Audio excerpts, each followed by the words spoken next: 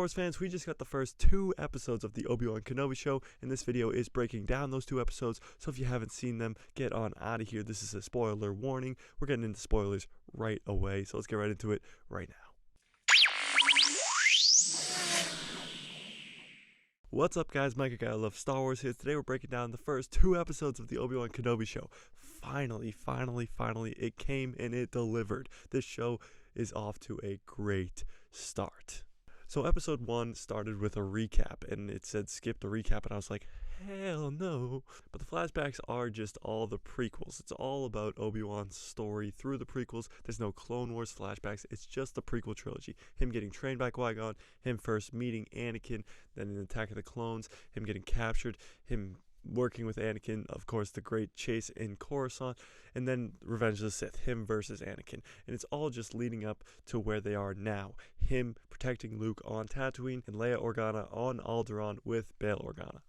But the first scene of the show is an Order 66 flashback. Oh my goodness, this was insane. You got to see Coruscant, and you got to see some younglings, and you got to see the 501st come in and kill a bunch of younglings. Sadly, you didn't see Hayden Christensen's Anakin come in and kill a bunch of younglings and Jedi Masters, but you did see the clones kill a bunch of Jedi Masters, and you saw a few younglings, including a young Reva, escape the Jedi Temple.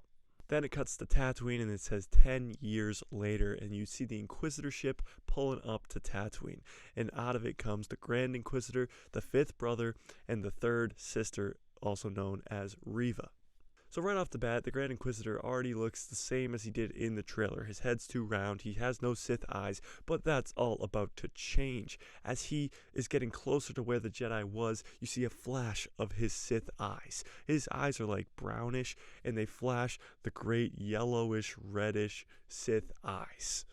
They go into a saloon nearby where they know that a Jedi is near because they can sense him, and they see, of course, there's been a fight here, or a Jedi was protecting this saloon recently. And the Grand Inquisitor gives this whole spiel about finding a Jedi, you need patience, whatever. And the Grand Inquisitor's Sith eyes come out, and Reva throws a knife at the guy he's talking to, obviously gets stopped by the Force, and they find out who the Jedi is, but this shows that Reva has no patience.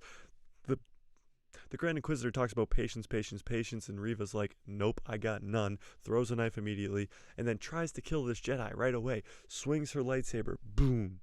But the Grand Inquisitor stops her. Reva seems to just be out of line all the time throughout this show, and the Grand Inquisitor seems to be pissed about it. He gets so mad so many times throughout these 2 episodes alone, because Reva's just going off on her own, trying to do her own thing, because she's so obsessed with catching Kenobi that nobody's going to stop her. Nobody. They let the Jedi get away, this Jedi we later come to know as Nari, and the Grand Inquisitor's more concerned about Reva and not listening to him than the Jedi escaping. He thinks, oh, we'll catch up to him later, which they do. And then finally we get our first look at Obi-Wan Kenobi for the first time since Revenge of the Sith. 17 years ago, Ewan McGregor is back in the role. He is cutting up what looks to be like a dried up whale in the middle of the desert. It's just kind of a job that he's doing. He's hiding. He needs to pay for stuff somehow, so he's working on this dried up whale, cutting it and turning it into meat. Then he goes to check out, and the guy before him doesn't get enough credits as he's earned. So he's like, what the heck, dude? You owe me more than this. And the boss pushes him, and he says, what are you going to do about it? I'm going to take all your credits if you don't shut up. And Obi-Wan just stares at him. And the boss is like, what are you going to do about it? And Obi-Wan can't do anything. If he uses the Force, if he causes any ruckuses, word's going to get around to the Empire. And especially if he uses the Force, they're going to sense him.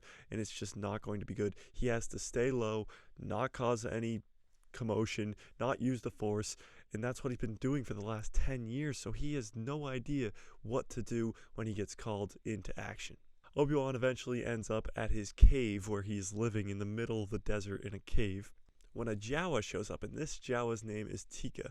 Tika the Jawa is now officially the GOAT. He is the greatest of all time. Tika the Jawa is legendary. Obi-Wan requested some toys of literally an Imperial shuttle, a toy of an Imperial shuttle, And you're like, why did he do that? He's going to give it to Luke later. And then you hear some weird noises, and the Jawa's like, oh, seems like that's broken. And Obi-Wan's like, yeah, somebody stole the parts to it. And then Tika's like, ooh, I got those. And Obi-Wan's like, Tika, if you're going to steal from me, at least clean off the pieces before you sell them back to me. This Jawa is so legendary. He's literally stealing from Obi-Wan and selling it back to Obi-Wan. So Tika eventually leaves, and Obi-Wan goes to sleep, where he has these nightmares about the prequels, about him versus Anakin, about what he did, what he had to do to survive, and he thinks that Anakin's dead. He officially thinks that Anakin's dead. He has no idea that Vader is still alive. He has no idea that Vader is Anakin, because he's been isolated in the desert for 10 years. He has no idea. He's trying to cope with the fact that he had to kill his best friend. That's what he thinks happened. He thinks 10 years ago he killed his best friend. A guy he mentored his entire life. Since he was 9 years old, he mentored, trained him, and then he had to kill him. He wakes up from his nightmare and calls out to Qui-Gon. No answer. He's completely cut off from the Force, so he's not going to get an answer from a Force ghost. It's just not going to happen. I think we will see Qui-Gon later in the series. I really hope so, at least. But right now, no Qui-Gon. And later that night, he goes to the Lars homestead and leaves that Imperial shuttle toy for Luke. He just got it for Luke. He's spending all of his credits pretty much on Luke, giving him a toy. And then on his way home, he runs into Nari, the Jedi that we saw earlier. And Nari says, I need your help, Obi-Wan. It's you. Help me. Please, please, please help me. And Obi-Wan's like, no, the Jedi are over. I don't know who you're talking about. I am Ben. And Nari's like, I know you're Obi-Wan. I know who you are. I need your help. I've been looking for you forever. And Obi-Wan's like, I can't help you. Go out into the desert, bury your lightsaber. It's over. The Jedi are done. Go into hiding. It's done. You're not going to survive if you continue to be a Jedi. And then it cuts to Alderaan. Now, the only other time in Star Wars live action, at least, we've seen Alderaan is at the end of Revenge of the Sith, when Bail Organa takes Leia back to Alderaan. Of course, we know that Tarkin and Darth Vader blow it up with the Death Star in A New Hope, but right now, Alderaan looks awesome. And you see a young Leia Organa. First of all, you don't see her. You see her mess with her parents, and she goes running into the woods. But this girl who is playing Leia does an unbelievable job. She is so good. She portrays Leia perfectly. The sass and all the emotion that she gives. It's just a perfect 10-year-old Leia. This girl is unbelievable throughout the first 2 episodes. She is perfect. So Leia climbs a tree in the woods, and she has this awesome droid. This droid is called Lola, and it is so cool, but it doesn't really last that long, so don't get too attached. Leia's mom eventually finds her and takes her inside, takes Lola away from her too, and says, you can have this back when you behave better, and then you see somebody watching her. Then it cuts back to Tatooine, where Obi-Wan's doing the exact same thing he did the day before. He's working on the whale. He goes back into town, but this time, Uncle Owen's there, and he throws the toy at his feet and says, stay away. We get the scene that we saw in the trailers a million times, where he says, stay away. He's in danger when you're around, and Obi-Wan says, is he okay? And Owen says, you just want to know if he's showing. And Obi-Wan, pretty much the same scene we've seen a million times, says, he needs to be trained when he's of age. And Owen says, like you trained his father. And then he says, Anakin is dead. So this is huge. We just assumed that Vader had a crazy presence over the galaxy, that even Uncle Owen and Obi-Wan knew that Vader and Anakin were still alive. But this isn't the case. Obi-Wan thinks that he killed Anakin on Mustafar 10 years ago. But then they get interrupted by the Inquisitors. Obi-Wan hides and Uncle Owen walks into the street. It's Reva and it's the 5th brother, and they are looking for Nari. But Reva always is looking for Obi-Wan. So she says, if any of you have any information, please tell us or we're going to cut off your hands. And one lady says, we're never going to tell you. This is the Outer Rim. The Empire doesn't hold any power here. And she literally cuts off her hand. Reva has a great introduction in these 2 episodes. She is a badass character. Honestly, I like her a lot more than I thought I would. She is a great character. I like all the Inquisitors a lot more than I thought I would, especially the Grand Inquisitor, but that happens later in episode 2. Reva confronts Uncle Owen and puts a lightsaber to his head, and Obi-Wan doesn't even step in. The fifth brother steps in and they eventually leave. Back on Alderaan, you finally get to see Bail Organa. We haven't seen him since Revenge of the Sith either, and his family shows up, and Leia's cousin starts roasting her about how she's not really an Organa, and then Leia's like, yeah, well, I'm gonna roast you right back, and absolutely destroys him. And then her parents say, you need to apologize, and she's like, oh, hell no, and she runs into the woods and gets captured by bounty hunters.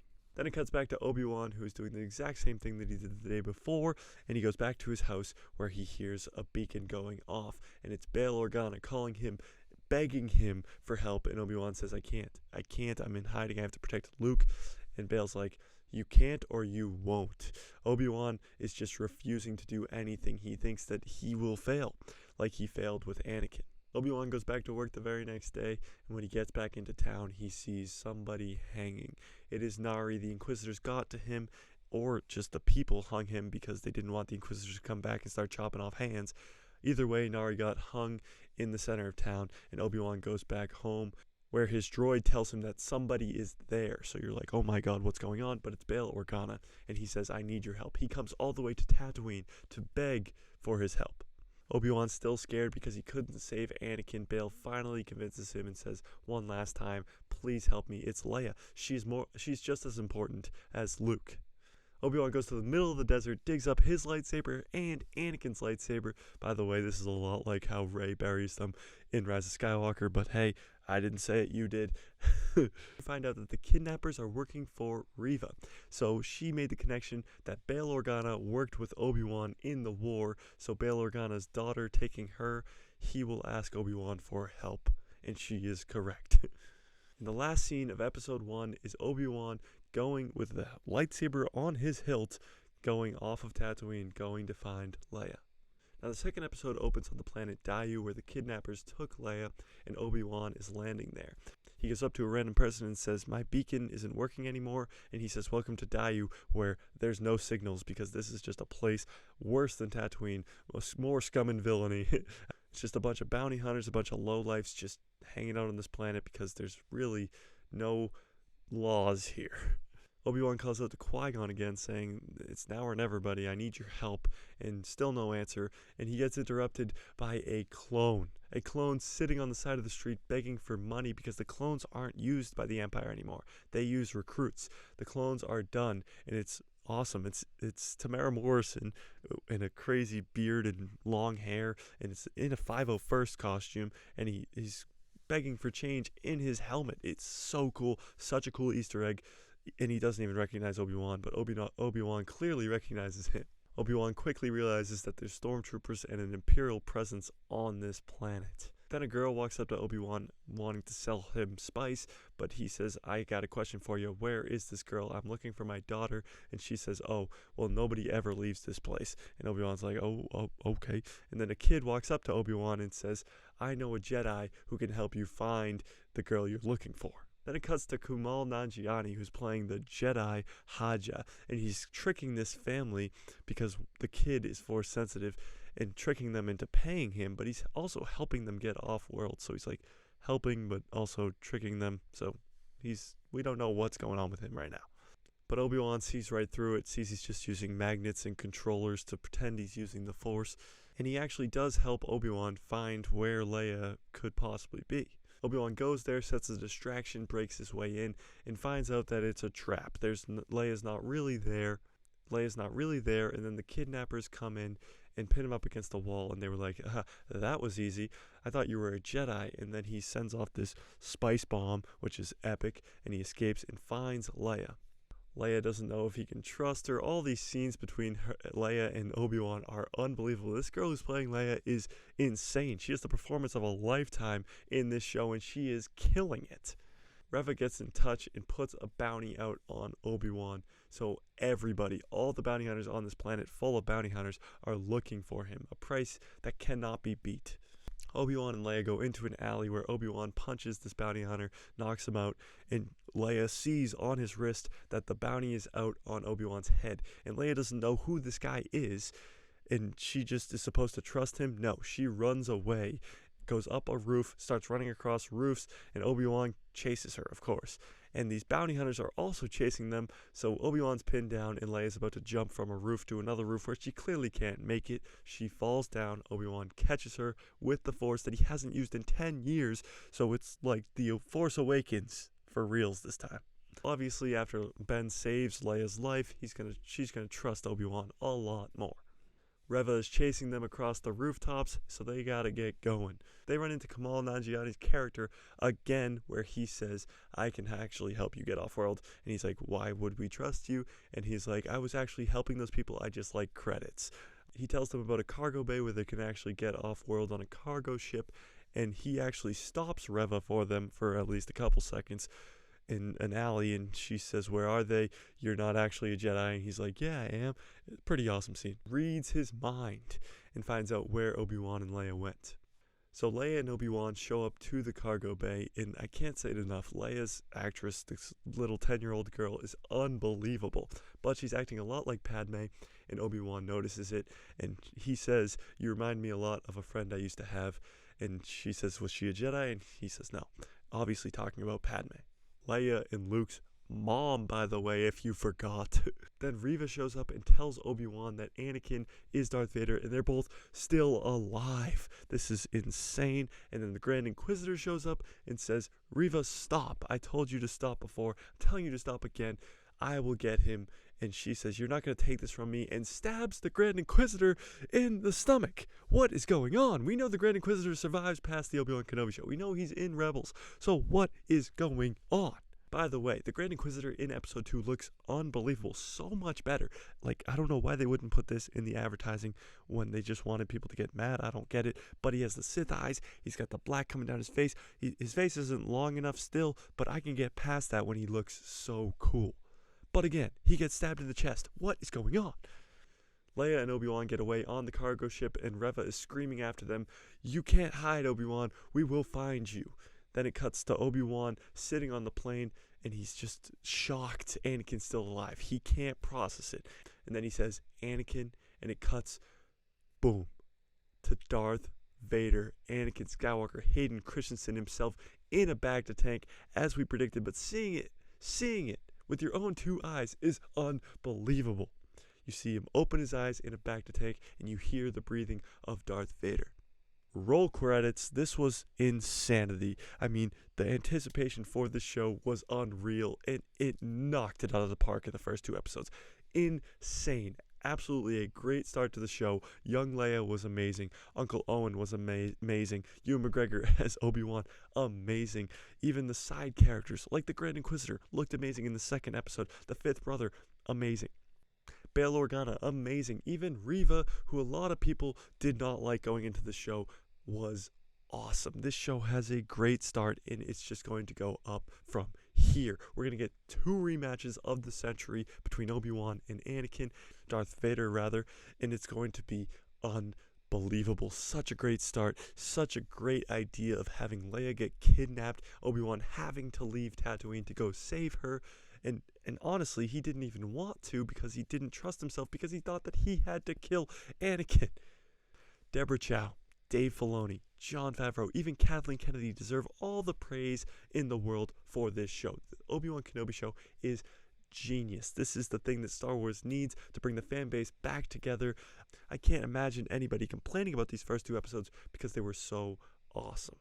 So tell me what you think in the comments below. What did you think of these first 2 episodes? Rank them out of 10. If I were to give them a rank right now, I am on cloud 9, so I'd give them a 10 out of 10. But honestly, if I look back on it and think about it more, probably be around a 9, 9.5. We did get Vader. We did get Obi-Wan. We did get a young Leia. We did get a young Luke. We did get an Uncle Owen. We did get Reva. We did get the Grand Inquisitor, who looks a lot better than I thought he would. We got the 5th brother. We got Tatooine. We got Dayu. We got Bail Organa. We got Alderaan. We got all this amazing stuff. We got a clone, a literal clone from the 501st, sitting on the side of the road as a person begging for money. This was perfect.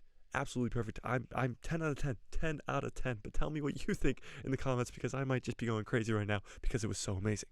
Smash like if you like this video, hit subscribe and hit that bell so you get notified every time I post a video. I'll be breaking down all the episodes for the Obi-Wan Kenobi show coming up, but also we're in the weekend of Star Wars Celebration, so all those announcements will be broken down here, so don't forget to press subscribe and that bell, and may the Force be with you always.